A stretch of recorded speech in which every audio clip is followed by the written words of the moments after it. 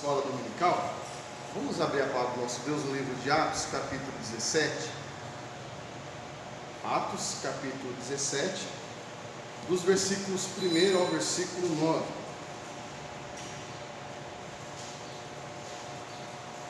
Atos, capítulo 17, do versículo 1 ao versículo 9.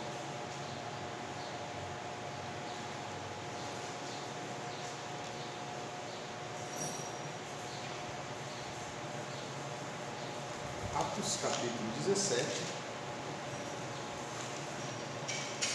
do versículo 1 ao versículo 9.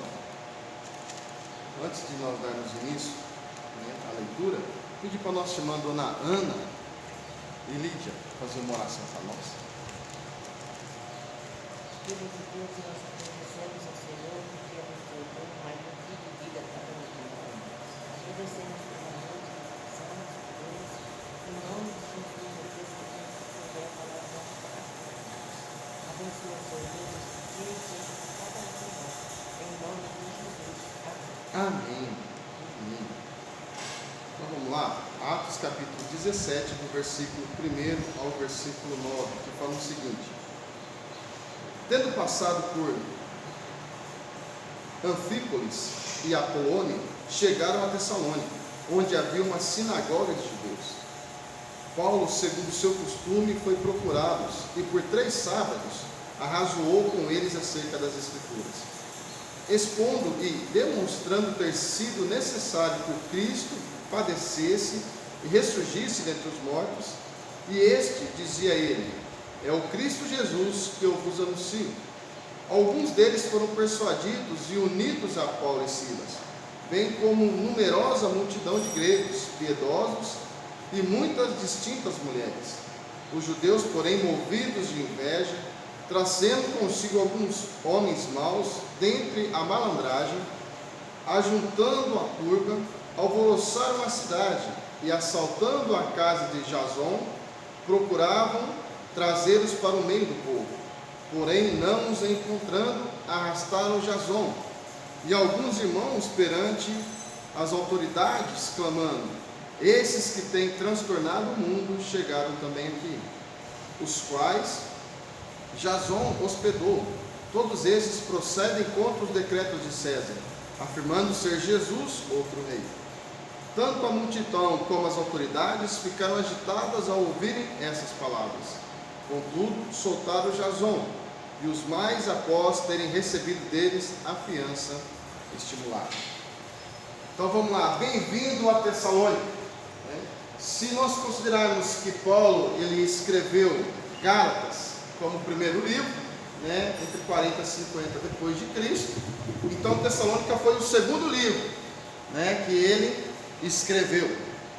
E Paulo então ele escreveu, por quê? Porque ele chegou na cidade de Tessalônica e não havia cristão na cidade.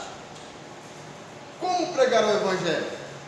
Como anunciar o Evangelho? Quando você chega numa cidade onde não tem uma igreja evangélica, onde as pessoas não sabem quem é Jesus Cristo, como pregar?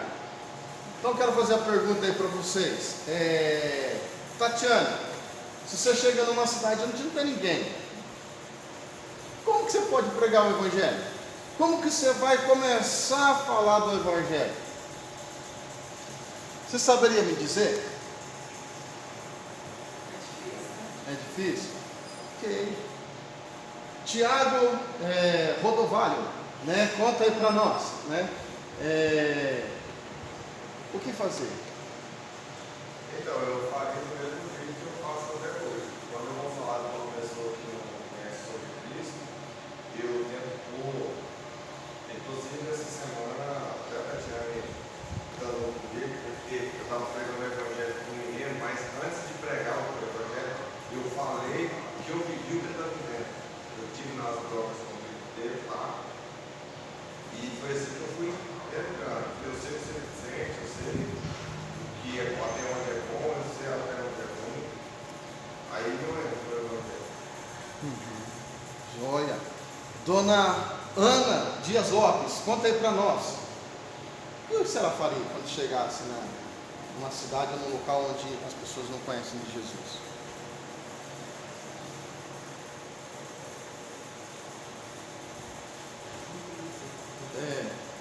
Ok. A Boninha do Liro, o que você falaria? Usaria minha vida de exemplo para falar para elas. Baixa, olha.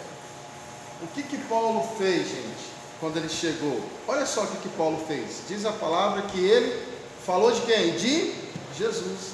Falou que o Cristo do Antigo Testamento, ele viria no mundo. Ou seja, cumpriu a profecia.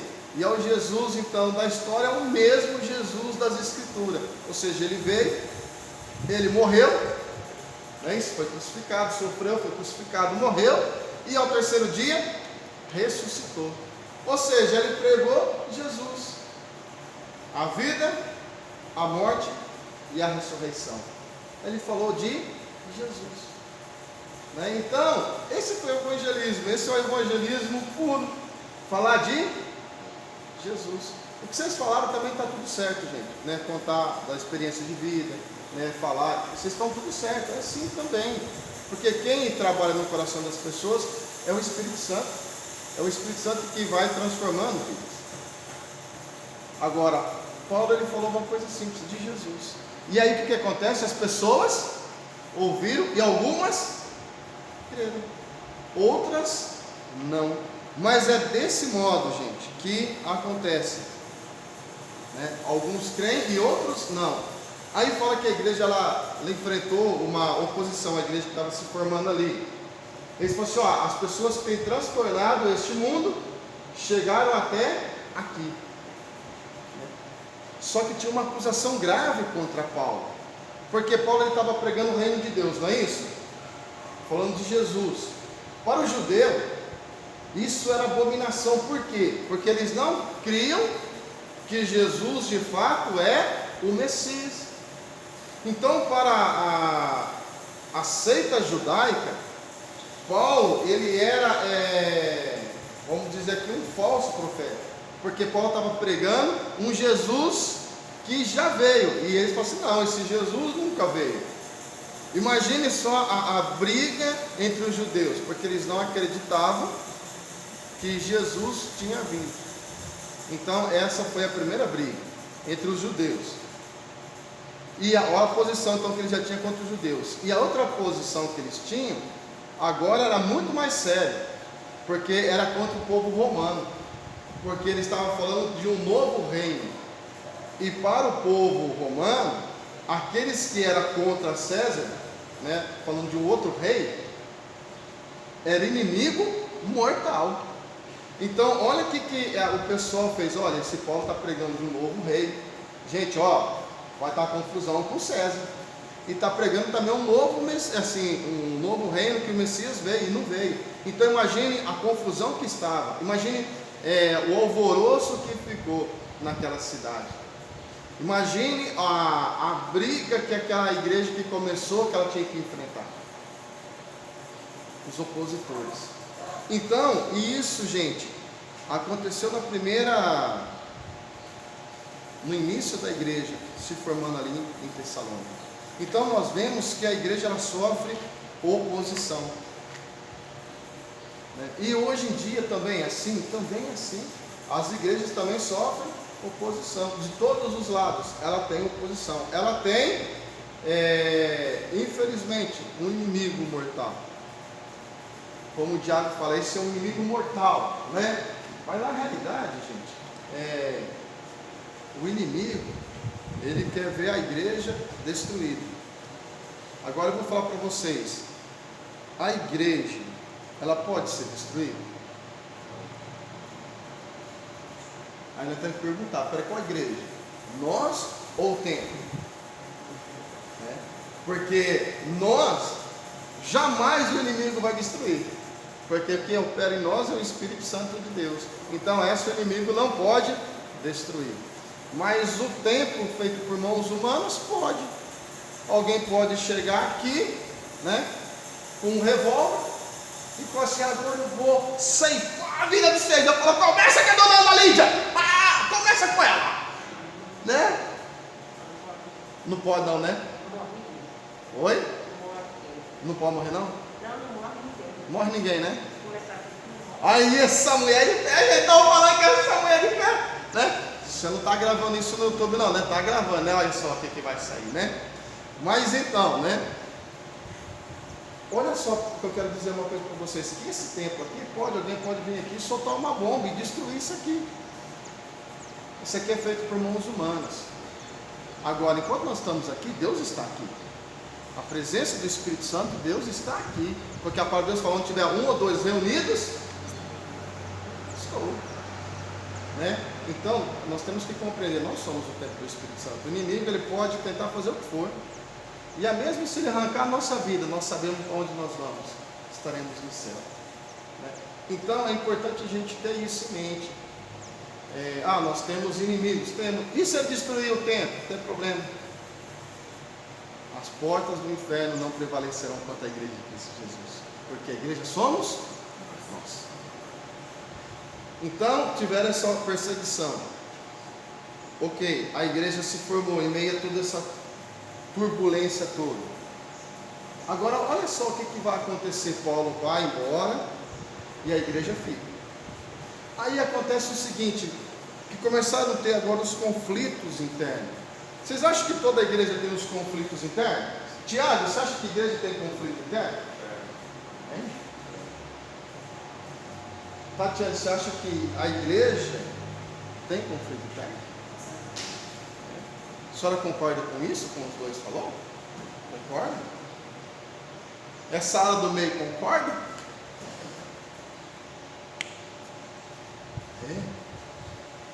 Então, todos nós concordamos que nós temos conflitos internos. Olha qual que é uma das conflitos internos que teve. Então vamos lá, eu gostaria que agora vocês lessem também. Vamos lá. Tiago, lê para nós 1 Tessalonicenses, capítulo 4, do versículo 1 ao versículo 8. 1 Tessalonicenses, capítulo 4, do versículo 1 ao versículo 8.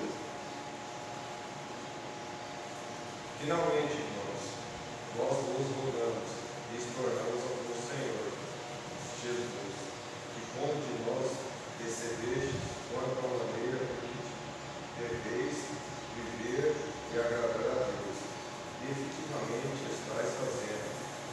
Continuei progredindo cada vez mais, porque estáis integrados quantas instruções vós temos na parte do Senhor Jesus. Pois esta é a vontade de Deus, a vossa santificação, que vos abstenhas da prostituição, e cada um de vós saiba possuir o próprio corpo, com santificação e honra. Até qual? Pode ler, então 8. Não com desejo passivo, como os gentios que não conhecem a Deus, e que nessa matéria ninguém ofenda eles e fraude o seu irmão, porque o Senhor conta todas essas coisas, como nós havíamos testificamos claramente, e o vingador é o vingador.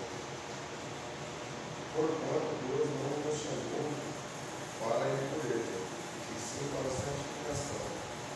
Mensagem que seja rejeitam essas coisas, não rejeitem o mundo, e assim a Deus, que também nos dá o seu Espírito Santo. Olha só, ele começa a falar, finalmente, irmãos, né? Nós vos rogamos, exortamos o Senhor Jesus, né? E como vocês recebeste a mensagem, agora o que vocês estão fazendo, gente? Vocês estão dando lado para os desejos lascivos. Vocês não tendo autocontrole sexual. Vocês estão aí, ou seja, se prostituindo, fazendo coisas erradas. Olha que essa luta não é de agora. Olha como que a igreja estava tendo seus conflitos internos. Né? E Paulo, ele exorta para eles nesse sentido. Ele falou, gente, vocês precisam ter autocontrole. Vocês não podem, antes vocês viviam assim, agora mudou. E vocês têm que ter isso. A igreja de Tessalônica estava sofrendo. Se a gente pegar do versículo 9 ao 12, gente, o amor fraternal e o trabalho diário. O pessoal não queria trabalhar, gente. Já pensou? Eles estavam ficando em casa e não queriam trabalhar. E aí Paulo tem que também exortar para a gente: vocês precisam trabalhar. Né? Olha a mentalidade deles. E hoje é assim também? Você acha que hoje tem algumas pessoas, né, alguns homens, vamos por aqui, né, porque sabemos que as mulheres, elas cuidam da casa, né, lógico que tem algumas que trabalham fora também, podem trabalhar, né, mas algumas trabalham em casa e trabalham grande. Agora, e os homens não queriam trabalhar. E como que sustenta a família? E hoje também tem assim? Você acha que hoje também tem gente que não querem trabalhar? Você acha que hoje existe também? Ixi, hoje que tem. Ah, é? Então não é só daquela época, não? Olha só a luta que a igreja estava enfrentando. Olha quantos probleminhas que a igreja estava enfrentando. E Paulo, quando ele recebeu a notícia de Timóteo, ele escreve então a carta, exortando eles, falando para eles não proceder desse modo. E isso, gente, faz com que nós começamos a refletir: será que nós estamos indo para o mesmo caminho também? Outra coisa, a firmeza na hora da morte de pessoas queridas. Será que fulano morre? Eles vão para onde? Não, eles vão para o céu. A pessoa morreu, vai para o céu. Nós temos certeza da nossa salvação. Por que nós temos certeza da nossa salvação, gente? Porque a palavra de Deus garante que se morrermos, nós vamos para o céu. Quem que dá essa garantia para nós? Isso, Jesus Cristo. A palavra de Deus garante que se morrermos, nós estamos no céu. E nós temos que ter essa firmeza, essa convicção. Por quê? Porque tem muitos crentes, gente, que não sabem se vai para o céu. Tem muito crente que fala assim: se eu morrer, você vai para onde? Eu não sei. Tem gente que não sabe quando vai. Tem cristão que não tem firmeza. Nós precisamos ter convicção. Nós precisamos saber em quem nós cremos ou não. Então o que falta hoje é convicção, é firmeza no Evangelho. Porque se nós não tivermos convictos daquilo que nós cremos, aí fica muito fácil das pessoas nos enganar. Outra coisa, Tessalonicenses capítulo 5, do versículo 1 ao 11, ele vai falar sobre a vigilância em vista da volta repentina do Senhor. Gente, a gente não vai ler todo, porque senão a gente não termina hoje. Mas eu gostaria que vocês depois lessem em casa. Capítulo 5, de 1 a 11, vai falar sobre a volta repentina do Senhor. Que Cristo vai voltar como um ladrão. Ele vai pegar todo mundo de surpresa. Vocês acham que nós estamos caminhando para o fim? Nós estamos dando passo para o fim, gente. O mundo, ele está acabando. Isso aqui não é filme de terror. A gente não quer colocar terrorismo nas pessoas. Não, não é isso. Mas a palavra fala que Cristo vai voltar. E o que fala em Apocalipse, algumas coisas estão acontecendo. É só a gente olhar para a palavra de Deus e olhar para os acontecimentos. A volta de Jesus está próxima. A gente não sabe o dia, porque a palavra de Deus não mostra o dia. E graças a Deus porque não mostra o dia. Porque se a palavra de Deus fala assim: Cristo vai voltar no dia 23 de dezembro de 2020. Gente, o Tiago ia curtir a vida doidado, gente, até dia 22. Dia 23, meia-noite, ele fala: Senhor, me perdoa os meus pecados, amém. Pronto, Cristo vem, ele é salvo.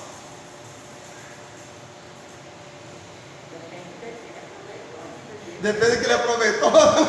Depende do que aproveitou, que se aproveitou muito, falou: não, meu filho, vai para o inferno. Coisa boa, ok. Mas aí então, e se aproveitar coisa boa é boa, né? Vai se fazer coisas ruins e achar que é boa, né? Mas de fazer só esse indivíduo aqui, essa coisa boa, e passa para frente. Então, Aí que entra, quando nós confessamos os nossos pecados de coração, Deus perdoa. Por isso que Deus não colocou o dia, sabe por quê? Porque o ser humano é raça ruim. Ou o ser humano é raça ruim. Bom, Jesus vai voltar dia 23, então eu vou aproveitar a minha vida até dia 22. Vai fazer coisa errada até dia 22. De vez de falar assim, não, peraí, se Jesus vai voltar dia 23, então eu vou pregar o Evangelho para muitas pessoas serem salvas para o dia 23, quando Cristo voltar, pegar muita gente. Não tem que ser o pensamento nosso cristão? Agora, qual que é o pensamento raça ruim da Tatiana? Eu vou curtir, deixa, não vou para não, vou curtir. Deixa cada um se salvar por si só, né? Voltando, você falou lá, né, das lutas externas, fala assim, muitas vezes as pessoas acham que é inimizade entre irmãos, né? Eu falo assim, o maior inimigo que a gente tem é a gente mesmo. As lutas que a gente tem é de carne e espírito, todo dia, né? Então, assim, se você deixar o seu eu, é difícil. Sim. E é muito difícil. Hoje à noite eu vou falar um pouco sobre isso, né, em Romanos, capítulo 5. Vou falar um pouco sobre isso. E é verdade, a maior luta nossa é essa. Você colocou bem, nós somos, né, o nosso inimigo. Não é isso que você colocou? O pior inimigo é nós mesmos. Verdade. Por isso que Cristo nos alerta, né? Falando que a gente tem que vigiar. Ele compara aquele, como você falou, ele vai de um lado, não fala, ele vai colocar o dia de Jesus, não alertou para a gente vigiar, estar preparado, porque qualquer coisa ele vem. Verdade, qualquer momento. E nós temos que estar preparados. E a gente vai assim, mas o fim do mundo. Só que se Deus chamar a gente agora, para nós acabou. Você conversar, eu estou na carne, assim, agora pensa, eu sou matéria, eu quero viver isso aqui, minhas vontades. Agora pensa, mesmo que a pessoa espírita, deixa eu ver espírito, é muito difícil, é uma luta constante. Por isso que Paulo fala, né? Apegar seu espírito, né? E aí você está no mundo, você quer pegar as coisas do alto, e o tempo todo você se depara com as coisas do mundo. E aí é uma luta principal. Isso. E é por isso que quando mais a gente se apega ao Espírito, mais a gente quer fazer as coisas para Deus. Quando a gente pega mais as coisas da carne, mais a gente quer fazer as coisas da carne. Sabe por quê? Porque as coisas da carne é prazerosa. Não tem jeito. Porque se fosse ruim, gente, as pessoas não praticariam. Né? Então, é bom, mas a gente sabe que o fim é triste. Né? O fim é cruel. Todo mundo tem seus pontos fracos, né? Todo ser humano tem um ponto fraco. Todo ser humano. Não existe nenhum ser humano que fala, eu sou forte. Né? Não tem ponto fraco. Mentira, todo ser humano tem um ponto fraco. Todo ser humano tem um ponto fraco. E o inimigo, ele sabe do nosso ponto fraco. Aí de repente você vai falar assim, mas eu vou ter meu ponto fraco pro resto da vida? Não. Você vai pedir para Deus te fortalecer nesse ponto fraco. Só que quando você é fortalecido nesse ponto fraco, você vai ver que você tem outro ponto fraco. Aí você vai pedir para Deus, você vai se fortalecer nesse ponto fraco. De repente você vai descobrir que você tem outro ponto fraco. Só mas quando que acaba? Só quando a gente morrer e estiver na glória. Porque só você reconhecer que tem esse ponto fraco já é uma graça de Deus muito grande. já é uma graça a Deus. Você vê com a Espírito Santo, porque senão você não vê, né? Isso mesmo. Não vê. Não vemos. Por quê? Porque para nós é algo natural.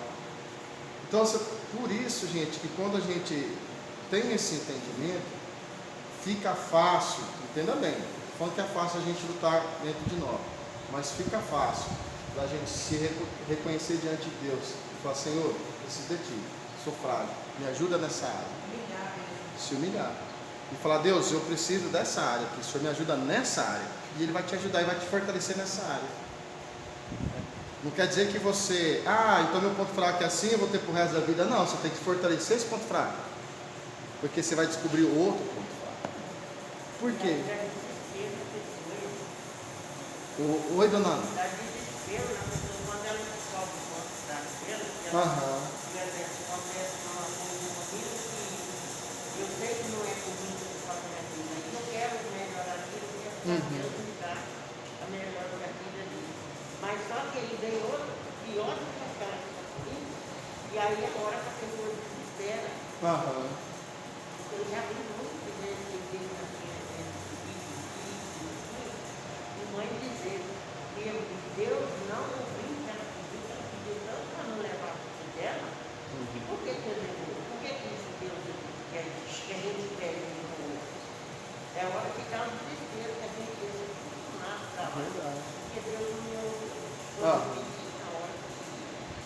Isso Eu mesmo. queria muita vontade, mas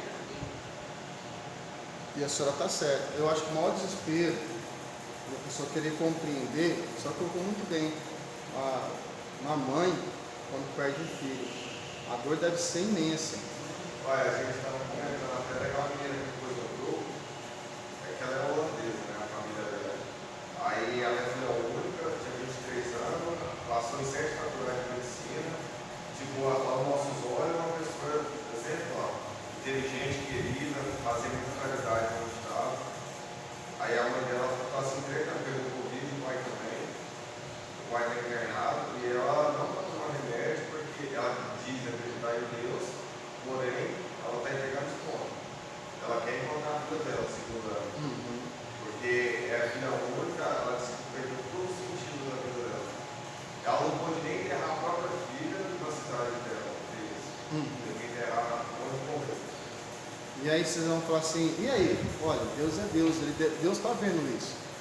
Mas na realidade, nós criamos tudo isso. O ser humano por causa do pecado. E o pecado faz isso, o pecado ele destrói a nossa vida. Você fala assim, mas e Deus? Deus ele é misericordioso. E ele trabalha na vida do ser humano de cada um de forma diferente.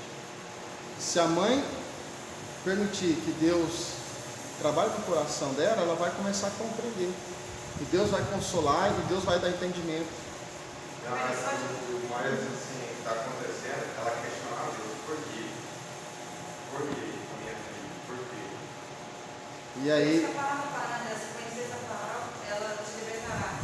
Porque, por exemplo, se o Tiago morrer, você vai fazer festa. É lógico, mas gente... Aí eu leio a escritura e Deus fala, buscar primeiro o reino de Deus, não depois, se eu amar, eu não posso amar mais que Deus. Então assim, se eu amar Deus, e eu sei que vai a vontade dele, eu vou entender, por mais que vai ser difícil. Agora uma pessoa que não conhece a Cristo, tipo assim, ele é o que eu mais amado. Então, para que eu vou viver? Então eu tenho que entender que o sentido maior não é ele, da vida. É Deus, né? Então tudo assim, você já se resume na palavra. Quem conhece, eu falo assim, não tem esse conflito tão grande. Isso mesmo, você está certo. E a gente tem que entender uma coisa. A dor, gente, ela é natural, ela é normal. A pessoa sofrer ali naquele momento, isso é natural. A pessoa sofrer a dor, até questionar Deus naquele momento de dor, tudo bem. Mas passou isso, a pessoa começa a pensar, não, peraí, né? A nossa vida pertence a Deus. Ele dá a vida e tira a hora que Ele quer, porque Ele é o autor da É vida. tão difícil falar isso, porque, tipo assim, você vai falar assim, não, usar as costas você usou, e a pessoa fala assim, está falando que não é seu filho. Porque se você viver isso, tem certeza que você vai falar dessa forma. Eu, hoje, eu falo, se eu perder o Lourenço, eu vou falar, Deus, se eu viver, o Senhor tirou. Sofrer bom demais. Mas, hoje, eu falando, né? Eu vou estar confortável com isso. Mas eu sei que não é fácil. Mas sabe por que a gente está falando isso? Porque Deus ele perdeu o seu filho para dar vida à humanidade, gente. Então Deus conhece a dor de um pai, Deus conhece a dor da mamãe. Por quê? Porque Deus entregou o seu próprio filho e outra, não precisava, mas por amor. Ele viu o seu filho morrer. Então, gente, quando a mãe fala, nossa, por que Deus permitiu? Falar, mas Deus entregou o seu filho para morrer na cruz por você. É porque a gente só olha para a gente acha Porque que a nós gente somos, é a maior que existe. porque nós somos egoístas. Nós pensamos só em nós mesmos. A gente não quer saber da dor do outro. A gente quer saber da nossa dor. A dor do outro, né? Que se vira. Eu quero saber da minha dor. Ah, meu filho era tão bom. Por que eu vejo tanta gente assim, que não... Porque não levou fulano, tem que levar o meu. Mas quando a gente para olhar para a palavra de Deus, a gente vê que Deus entregou o único filho que Ele tinha. Então Deus conhece sim a dor de uma perca de um filho, porque Deus, Ele entregou o seu filho, Ele sabe a dor. Por isso que quando a gente deixa Deus trabalhar, Ele vai consolar, e Ele sabe consolar. Porque a gente não sabe consolar ninguém. A pessoa perdeu um ente querido, por mais que a gente fale palavras lindas, bonitas, não vai, gente, preencher a dor que está no coração da pessoa, não vai. O que pode fazer? O Espírito Santo de Deus, aí é a obra de Deus. Por isso é que Deus que vai fazendo a obra dele, na vida de cada um. E essas pandemias, já fala nas escrituras, vai ter, gente, vai ter muito mais coisa, né? Então, a questão é essa: será que eu tenho firmeza no Evangelho? Será que realmente eu estou convicto naquilo que eu estou crendo em Cristo Jesus? Será que, de fato, Jesus está tomando conta da minha vida? Então, quando a gente começa a olhar para as coisas que estavam acontecendo naquela igreja, as impurezas, falta de amor, né, o amor fraternal, parece que é de uma igreja atual, né? Essas coisas que a gente está vendo em Tessalonicenses, parece que é uma igreja atual. E a gente vê então que as lutas do passado é as lutas do presente. E será do futuro. Isso aqui não é uma profecia. Está profetizando? Não. Está escrito nas escrituras. A gente tem que ter, e nós temos que saber em quem nós temos escrito. Então vamos lá. Outra coisa. Vamos agora. A perseguição então sofrida pela igreja era muito severa. Tatiana, você não leu ainda, né? Não. 2 Tessalonicenses, capítulo 1, lê do versículo 5 a 10. Sinal evidente de recurso de Jesus, para que sejais considerados dignos do reino de Deus, pelo qual foi feito na sofrimento. Até qual? Até o versículo 10. De fato é justo para com Deus que ele paga a tribulação aos que vos atribuem, e a vós outros que sois atribulados, alívio juntamente conosco.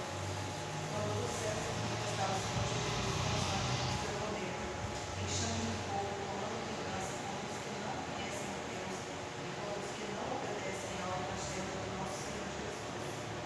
Estes sofrerão penalidade de eterna destruição, amigos da face do Senhor e da glória do seu poder. Quando vier para ser glorificado nos seus santos e ser admirado por todos os que creem, aquele dia por quanto foi ferido entre vós o nosso testemunho. Até aí. Então vamos lá. O que vai acontecer com aquelas pessoas que não creem em Cristo Jesus? Sofrerão Ou seja, que essas pessoas que perseguem a igreja de Cristo, elas vão sofrer? E vai sofrer?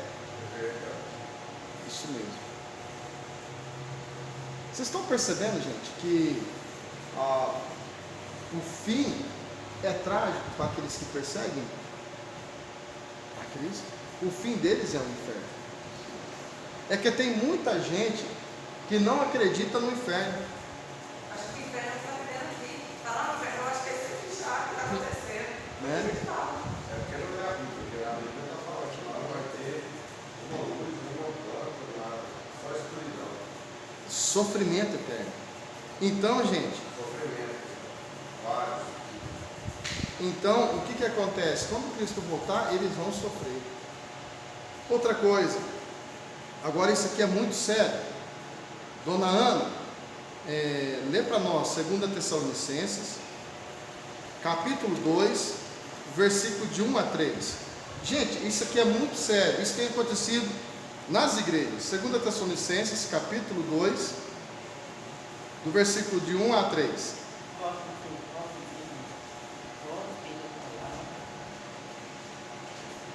Pela vida do nosso Senhor, pela vossa reunião e influência, que não nos convides, não mais a face de mim, do vosso entendimento, nem de vós percebeis que o Espírito que pela palavra de vós me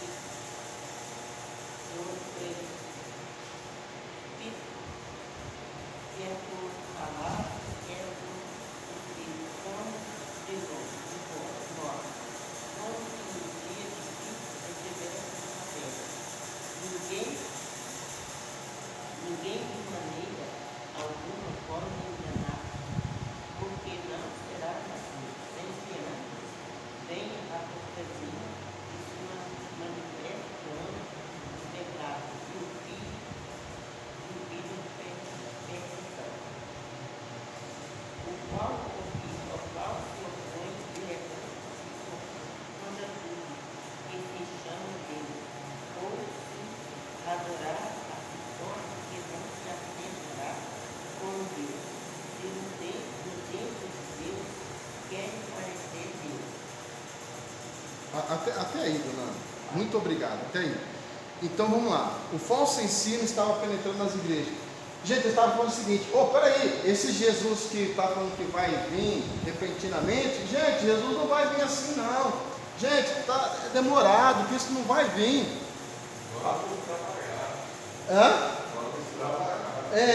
Gente. É igual aquele rei lá que o profeta chegou e falou no Velho Testamento assim: vai acontecer isso com seus filhos. Ele falou assim: que boa palavra você está me dando. Você não está entendendo, vai acontecer isso com seus filhos. Que boa palavra você está me dando. Eu vim aqui voltar mesmo. Esses lascam para lá. Você está vendo? Ele não vai estar aí para sofrer. Os filhos dele não. Que os filhos podem sofrer, né? Gente, então a questão é o seguinte: Paulo estava preocupado com os crentes daquela igreja, que estavam engolindo mentiras e mais mentiras. E hoje nós temos que ter a preocupação também, gente. Nós precisamos ter essa preocupação das pessoas que estão falando mentiras dentro das igrejas, que estão falando algo que não está na palavra de Deus. Então, e a Bíblia é bem clara: olha, vai chegar, vai se levantar, vai ter o anticristo, vai ter isso, vai ter aquilo outro.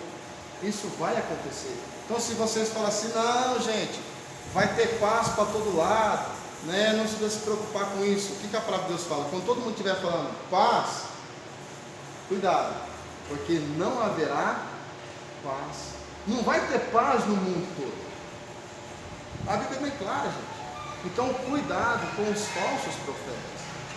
E isso tem que ficar de alerta, porque Paulo estava preocupado com a igreja de Tessalônica, dos falsos ensinos que estavam acontecendo. E hoje também nós temos que ter preocupação dos falsos mestres que estão colocando por aí. Gente, pode ser qualquer pastor que pregar algo que não está nas escrituras sagradas, tem que considerar anátema. Gente, considerar maldito. E nós temos que ter isso em mente. Espera aí, o que estão falando está na palavra de Deus? Não, não está. E o anticristo. Sim. Todo pregador que ia lá, deixa eu olhar na palavra. Isso. E temos que olhar. Agora, o anticristo vai aparecer? Vai. Quem que é o anticristo? Gente, eu não sei. A dona Ana fala que o anticristo é fulano, a Tatiane fala que o anticristo é ciclano, a Boninha fala que é o Tiago. Quem que é o anticristo? Ele vai ser revelado, diz a palavra de Deus, ele vai ser revelado. Esses vários falsos profetas são o anticristo, mas vai ter o próprio anticristo, né? Vai ter o anticristo. Agora tem os falsos, que até hoje tem. Eu não vou citar o nome aqui porque vai colocar no YouTube, né? Eu não vou, depois tal. Não vou falar o nome, né? Mas tem vários. Mas tem um que vai querer ser o próprio Deus, porque todo mundo vai adorar ele, né? Porque muitos adoram, o dinheiro, essas coisas, mas é coisas meio ocultas, nem percebe. Mas esses vão, reverenciar ele. Ontem, no trabalho com os jovens, a gente colocou os cristãos hoje, eles têm santos. Os cristãos hoje idolatram. O próprio religião, né? Então a gente vê que tem cristão, gente, que idolatram muita coisa.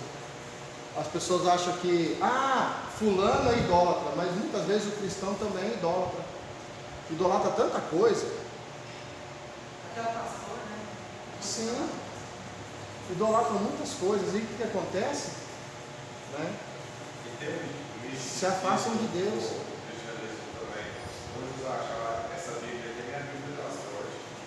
E não é. Eu tinha uma Bíblia, gente, que eu gostava demais dela, eu notava tudinho. Eu teve um negócio de pastores no Bom Sucesso. Eu esqueci a Bíblia lá, a Bíblia de Genebra, esqueci e liguei lá. Aí, liguei lá, corri lá. Aí eu falei assim, eu estava indo embora, eu lembrei da minha Bíblia e voltei. Quando eu voltei, cadê a minha Bíblia? Os caras roubaram, um bando de ladrão, gente. O que é isso? Roubar a Bíblia? Eu fiquei irado, dona Ana, eu fiquei irado. Eu falei assim, gente, cadê minha Bíblia? Eu falei assim, deixei aqui no quarto, paguei os negócios lá, quando voltei, cadê minha Bíblia? Ah, fulano, já limparam o quarto, deve estar lá, não estava, não achei minha Bíblia. Roubaram minha Bíblia. Como ser humano eu fiquei irado. Mas aí depois Deus vai falar assim, gente, tem outras Bíblias, né? De repente o ladrão que pegou minha Bíblia, de repente quem sabe te converte, né? E devolve minha Bíblia. Não devolveu minha Bíblia, deve qualquer. Amém, né? Que Deus abençoe esse cidadão que de repente se converteu, né? De repente se converteu, amém. Né? E se não se converteu, vai arder no inferno também, né? Vai arder, né? Mas que Deus, né, transforme o coração dele, que ele vá para o céu, né? Aí, mas na hora eu fiquei irado. Por que eu não fico irado? Né? Eu como ser humano fiquei irado. Mas depois, né, de alguns dias, né? Alguns dias eu, não, Deus, né? Cuide da pessoa que levou minha Bíblia, né? Mas muitas vezes é isso mesmo, a gente se apega tanto a uma Bíblia, né? Aí a gente, olha como que é, tem tantas Bíblias, né? Aí você fala, nossa, mas aquela Bíblia eu ganhei da Dona Glaucia. A Dona Glaucia me deu aquela Bíblia, ó, e dedicatória, tal, né? Dr. Demilson, fizeram um dedicatório bonito. A gente se apega a umas coisas, né, André? E como que a gente se apega? Né? E aí é um perigo, gente. De repente, será que eu não estou idolatrando? Não é verdade? Como que a gente se apega a coisas insignificantes? E as coisas que é para coisas do reino, a gente não se apega. Não é verdade? A gente começa a falar, peraí, gente, eu tenho me apegado às coisas tão insignificantes, que quando eu morrer, Deus vai falar assim, ô seu raça ruim, né? Por que você se preocupou com essas coisas, né? E aí a gente começa a ver que realmente, né? Coisas tão simples que acabam com o meu dia. Eu vejo no decorrer do meu dia coisas super pequenas mesmo que deixam bem triste. E é verdade. Por isso, pessoal, possamos olhar para os valores do reino. Saber uma coisa, que eu estou dando importância para o quê? Será que eu realmente estou dando importância para o reino? Será que realmente eu estou dando mais importância para as coisas de Deus? Ou será que eu estou dando mais importância para as coisas dessa vida?